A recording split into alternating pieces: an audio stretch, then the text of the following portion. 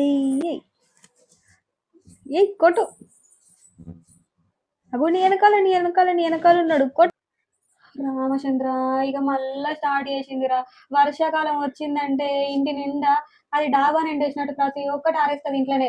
మనుషులు ఎట్లా పోవాలో కూడా ఆలోచించదు. ఇది ఇల్లు అనుకుంటానవా, ఏమన్నా డాబా అనుకుంటానవా? ఎక్కడ వేయాలి బట్టలు తీసుకొచ్చి? ఇవన్నీ ఎక్కడ వేయాలి? ఎవరి మీద వేయాలి? నీ మీద వేయాలా, మీ డాడీ మీద వేయాలా, నా మీద వేసుకోవాలి? ఎక్కడ వేసుకోవాలి? ఇంట్లో దండాలు కడుతున్నావు, దండాలు వద్దంటు. బయట వర్షం పడతానే రోజు 2 జతలు ఇప్పుతాయి బట్టలని ఎక్కడ వేయాలి? ఎక్కడ వేసుకోవాలి?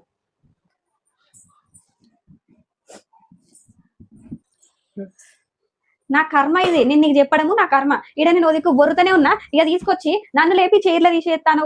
ఈ చైర్ అనుకుంటానవా, ఇంకేమన్నా అనుకుంటానవా? ఈ చైర్లు గెస్టులు వేస్తే కూర్చోడానికి, నువ్వు బట్టలు ఆరేసుకోవడానికి, బోలు తోమిన బోలు ఇక్కడ తీసుకొచ్చి చేయడానికి కాదు. ఎవరైనా గెస్ట్లు వస్తే ఈ బట్టలు తీసుకోవచ్చు, గిట్ల ఎండేసుకోవచ్చు దండాల మీద. అంతేగా నువ్వు ఎప్పుడో వచ్చే గెస్ట్ల కోసం మన రోజు బట్టలు అయితే ఎక్కడ ఎండేసుకుంటాను చెప్పు? రోజు బకెట్ బట్టలు అవుతున్నాయి, ఎక్కడ వేసుకోవాలి తీసుకొని? చైర్ మీద వేసింది, నా నెత్తి మీద ఇవే తీసుకొచ్చి నా నెత్తి మీద వేయి. కనీసం ఇది ఒక్కటే జాగా నాకు ఇంట్లో కూర్చోవడానికి.